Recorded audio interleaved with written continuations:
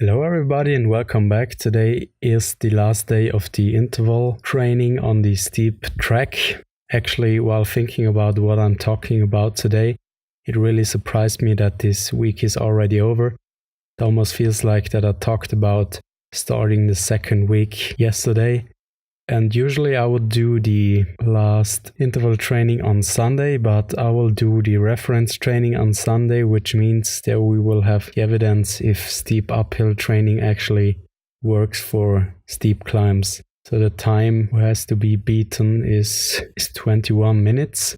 And besides that, I still have to beat 15 minutes, which I did with my e-bike. So let's see if I can obtain that goal during winter, as I set the goal to go ahead with interval training if the results are the ones I'm expecting.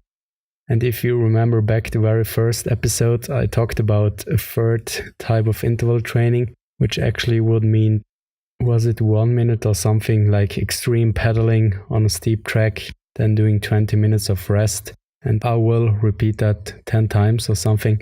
As you see, I already forgot what I said as a goal, but I will check one of the first episodes and I will keep you posted when I will start the third type of interval training to see actually which type of training was the most efficient.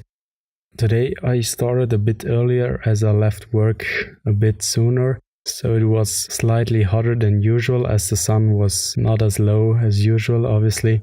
I felt that on the uphill, especially on the warm-up phase, as I tried to push a bit harder push as hard as the last time where I pushed a bit harder. So I was breathing slightly, but not big of a deal, and I managed to overcome the first steep ramp within the first 15 minutes. So on the first intense interval I had only to ride the larger steep, which is the second ramp. Then I went all the way up until the middle of the trail. This time I focused on descending faster, as the last time I was too far down the trail to getting back up within 5 minutes to the start of the trail. And this time it worked out perfectly.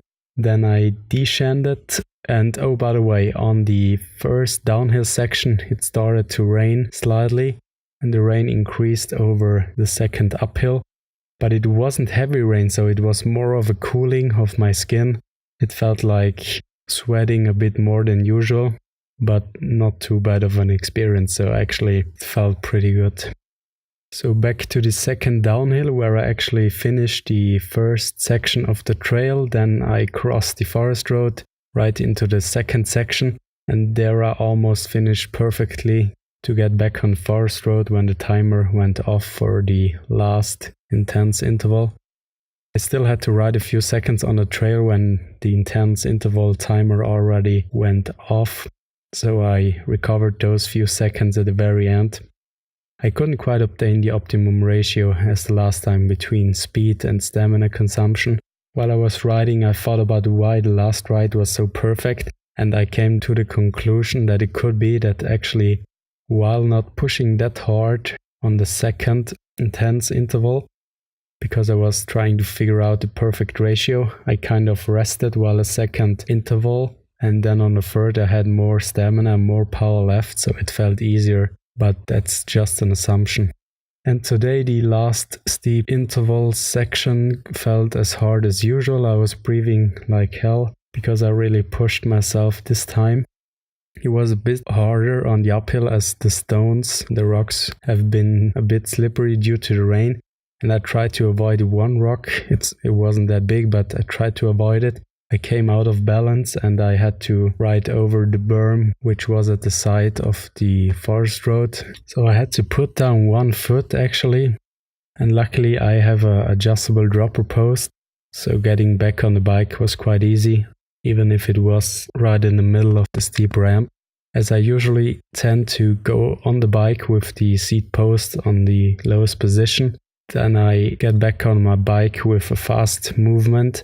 I stand up tall and then I adjust my dropper post to sit back on the seat while pedaling and getting some momentum in order not to lose balance.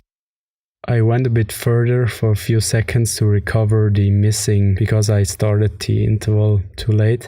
Then I descended, and while descending I thought about rushing a bit more while putting on my gear, as it was raining, but in the end it wasn't raining that heavily, so I took my time. As usual, I take quite a lot of time to change my gear and put on the knee pads and change my jersey, which I usually do on longer rides.